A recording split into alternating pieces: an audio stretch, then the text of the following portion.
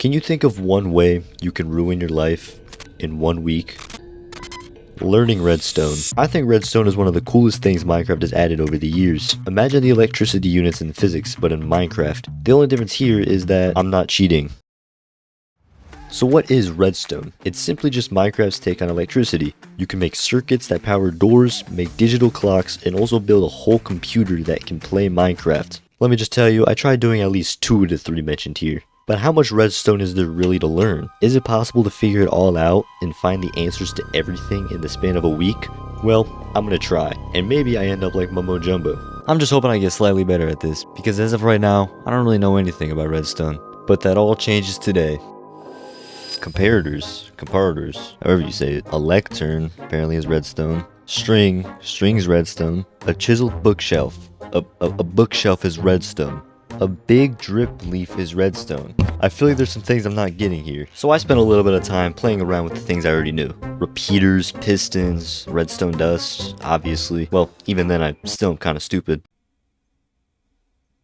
Okay, so it's not really facing the right way. Let's look at a big drip leaf. How is this redstone? I don't really see the vision. And then, boom. But then I dipped my feet into the cold water and I tried out something new. Comparators. Redstone is activated, this activates, this doesn't. So I don't really know what this little thing's for. I mean, it can guide redstone with it off. So what is this little thing for? Now the sole purpose of the comparator is to compare these inputs right here. So what it will do... Comparator. And I'm going to flick this on and then flick this one on. And as you can see, we don't get...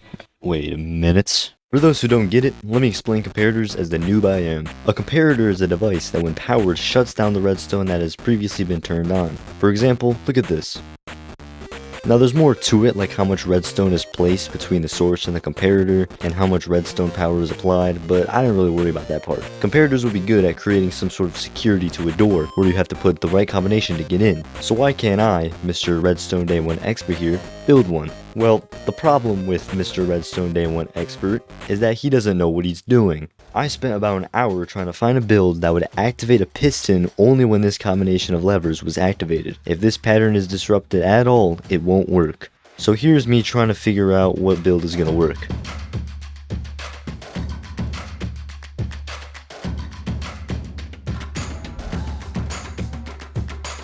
Okay, I think I found something that might have worked.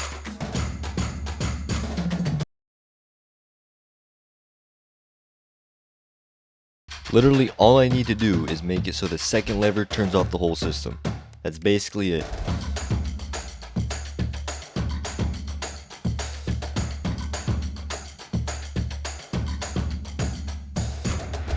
Okay, this is the big test.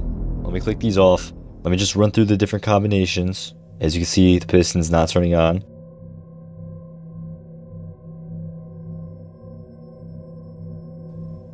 Boom. Turns on. Oh my gosh, we did it. And it works with the combination. That took forever. As day 1 is coming to an end, I feel accomplished for some reason. Like, this ain't even a huge build, but just look at it. It works. Now I know what you're thinking. It doesn't look like much at all. But the good news is, we are getting better. I don't think 24 hours ago I could have done this.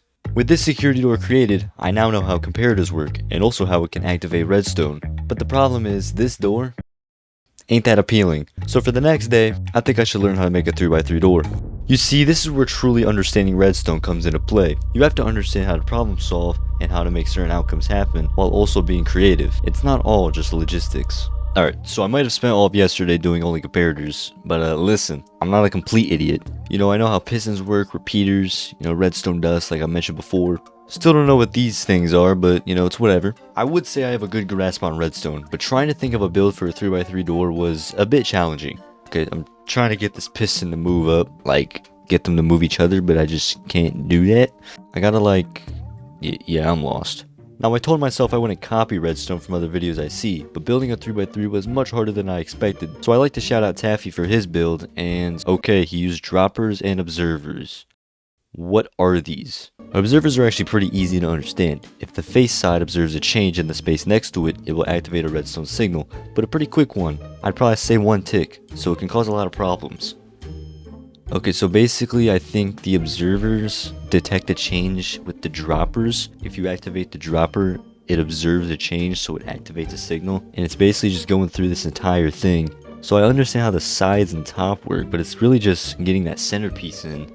It's just like a delayed piston that like pushes the block forward. But this is the build right here, so thank you Taffy for this. I probably would have never thought about this. And that was basically my day 2, and also day 3. Day 3 was also spent learning the relationships between pistons, droppers, and observers. And even though I didn't technically do anything on those days, I still learned how observers and droppers work, which droppers especially I didn't know could be useful. But I'm actually glad I figured that out, because I would have never used a dropper, out of all things. Are we for real? Now that we have this nice 3x3 door, we can kind of start combining these things for my final build on day 7. Getting a security thing set up, and then it turns on this 3x3, it will low-key work. Now even with all this technical stuff, can't have redstone without a little bit of fun. So what are some of these things I haven't looked at yet? I had this strange idea spark in my head yesterday, where like there's a room with like a bunch of moving pistons, like the floor is constantly going up and down randomly. And low-key, I'm bored, so I might just build that. Because I'm starting to understand it all, why not start creating some interesting things? And I mean interesting. See, I want them to move at random. See, that might be the hard part, because I'm very confined to this limited space here, so I think it looks kind of cool. Oh, I forgot about no blocks. Wait, we can low-key create some bangers with this.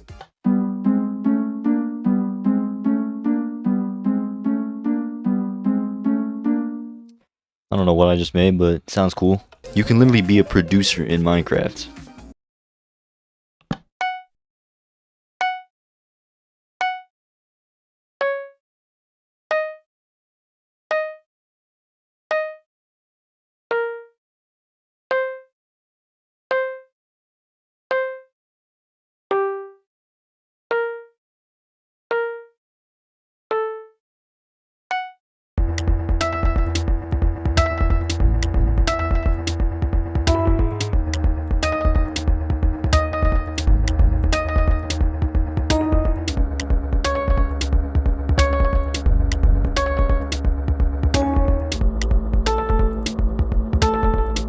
And even though day 4 was spent having fun, day 5, I got a little too ahead of myself.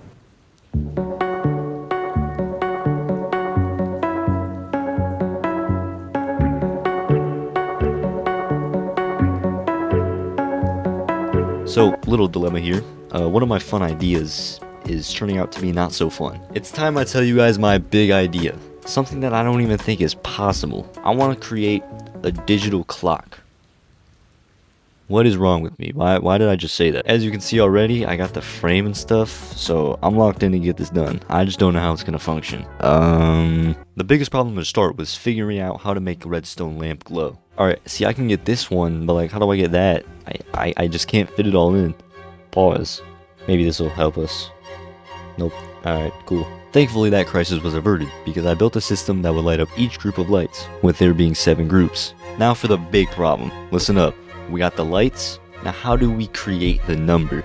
Oh my god, this is so unorganized. What am I building, bro? Wait, this connects to 1, so it don't even work.